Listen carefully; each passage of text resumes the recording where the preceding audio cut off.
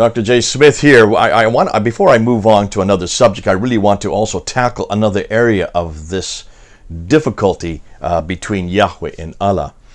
And that is the common accusation that we get from many Muslims that if you open up the Arabic Bible, the name for God there is Allah.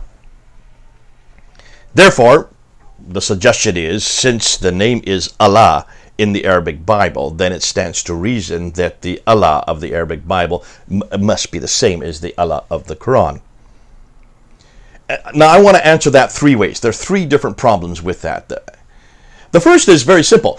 The name may be the same, but that doesn't mean the God behind the name is the same. My name is Jay. Listen, there are many. There are probably thousands, maybe not millions, but thousands of people called Jay. They may not be called J. Smith, but there are thousands that are called Jay. Does that mean just because we share the same name that we are the same person? Absolutely not. And for every one of you who are watching this video, you'll say the same thing about your name. Your name is used by many others, thousands, millions of others, if you're like someone like John or David. So that would be too simplistic to simply say because they share the same name, they must be the same God. Secondly, another problem is, why is it that we even have Allah in the Arabic Bible? And the reason is very simple. Allah is the only name in Arabic for God. So therefore, the translators, when they came across the Arabic, they used the only name that was available. They could have used Rabb, but they chose Allah because that was the best, and it was the best dynamic equivalent. And that's the problem right there, dynamic equivalent. So what are dynamic equivalents?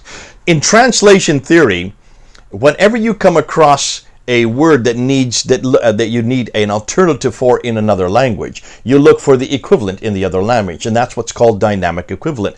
Best pushed forward by a man named Dr. Eugene Nida, and he said this that this was to be done by all translators right across the world.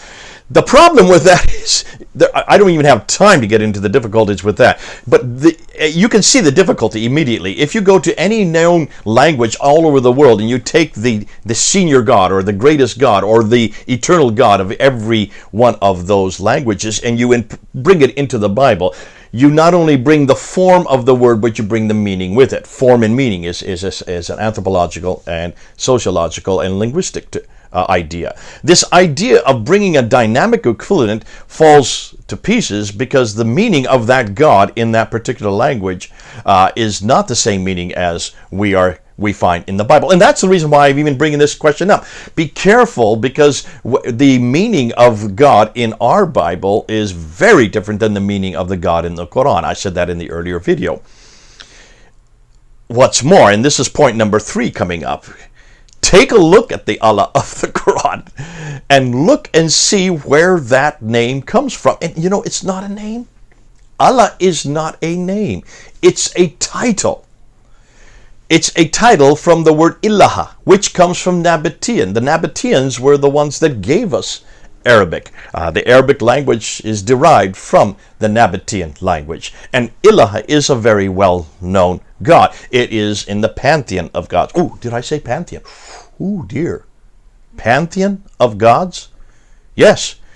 What's fascinating is, according to the latest research, and we're still uncovering this as we go, from looking at the Nabatean script and looking at the Nabatean God, the senior God, the God, the creator, is known as Dushara. That is his formal name. His title, the God, Ilaha, is nothing more than a generic title. It is not a name. Ilaha is nothing than a generic name. What's fascinating is, if you unpack who this Dushara is, it looks like Dushara has a wife named Aluza, but her generic title is Alat. Alat, the feminine form of Allah. Ooh, So not only is this name Allah a title, it's not a real name, it's nothing more than a generic title for another name of God named Al-Jushara, who has a wife named Alat. If that is so, then you can see a problem right here. We should not be using Allah for the God of the Bible at all, because God of the Bible does not have a wife. Interestingly, neither so supposedly does God of the Quran.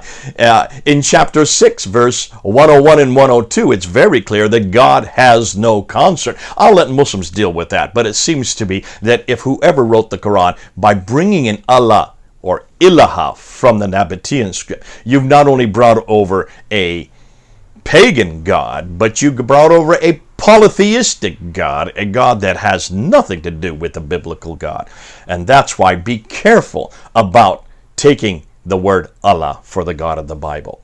We cannot go back and retranslate all the Arabic Bibles, unfortunately. But I think we can be aware of the fact that the Allah of the Bible is not the same as the Allah of the Quran. Come on home, folks. Come home to the real God, and his name is Yahweh. God bless you. God, Yahweh, bless you. This is Jay, over and out.